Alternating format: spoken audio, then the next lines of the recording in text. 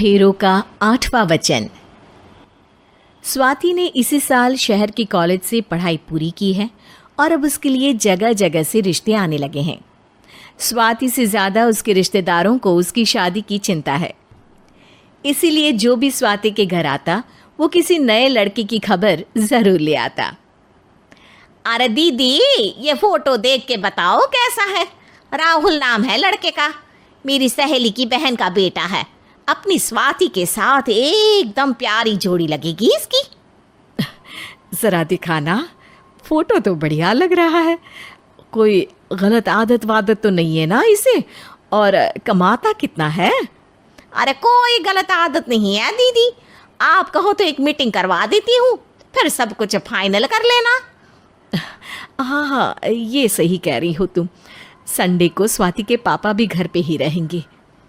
बुआ फिर वहाँ से चली जाती है और रात को स्वाति की माँ उससे कहती है, स्वाति बेटा, आज कमला बुआ ने एक लड़के की फ़ोटो दिखाई है। संडे को वो लोग मिलने आ रहे हैं, तैयार हो ना तुम बेटा। अरे मम्मी, आप कहाँ कमला बुआ के चक्कर में आ जाती हो? अभी इतनी जल्दी कोई शादी वादी नहीं करनी है मुझे।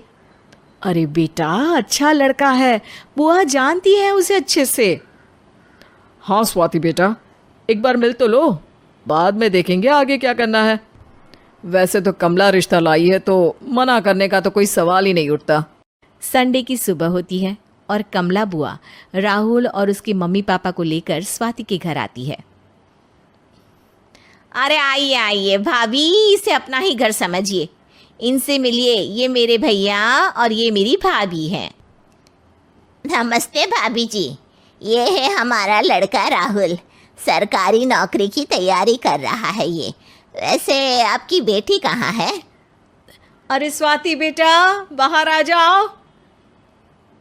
वैसे कितनी पढ़ाई की है स्वाति ने? जी, पोस्ट ग्रेजुएट है हमारी बेटी साइंस में। ये सब तो ठीक है, पर घर संभालना जानती है या नहीं? हमें कौन सी इससे नौकरी करवानी है, नौकरी तो मेरा बेटा करेगा ही। पर मैंने इतनी पढ़ाई की है और आप चाहती हैं कि मैं घर पर ही बैठी रहूं? अरे स्वाति बेटा, ये बड़ों की बात में तुम कहाँ बोल पड़ी? हम सब देख लेंगे क्या करना है क्या नहीं। हम तो इसी बात में विश्वास करते हैं कि घर के लड़कियां घर में ही रहे तो ज़्यादा अच्छा रहता है। वरना भाई साहब, आप तो आजकल के हाल जानते ही हैं, कितनी घटनाएं होने लगी हैं औरतों के खिलाफ। स्वाति बेटा, रसोई का काम तो पूरा जानती हो ना? शादी के बाद तुम्हें ही संभालना है वो सब। अरे बहुत अच्छा खाना बनाती है ये, आप सब लोग इसकी तारीफ करते नहीं थकेंगे। लो भाई, हो गई मीटिंग, अब शादी की तारीख फाइनल कर लेते हैं, क्यों भैया? भाई, हम तो पंडित जी से चर्चा करने के बाद ही तारीख फाइनल करेंगे। सालों से हम उनकी बातें मानते हुए आ रहे हैं। लड़के वाले और कमला बुआ की बातें सुनकर स्वाति एकदम नाराज़ हो जाती है और उसे लगने लगता है कि शादी के बाद उसे घर पर ही बैठना पड़ेगा। लेकिन घर वालों के आगे उसकी एक नहीं चलती और उसे शादी के लिए हाँ कहना पड़ता है। शादी का दिन आ जाता है और सब मंडप में जमा होते हैं। अब फेरों का समय हो गया है, अब कन्या अपने वर से 7 वचन मांगेगी। आप किसी धार्मिक आयोजन में जाए तो मुझे भी ले जाएंगे।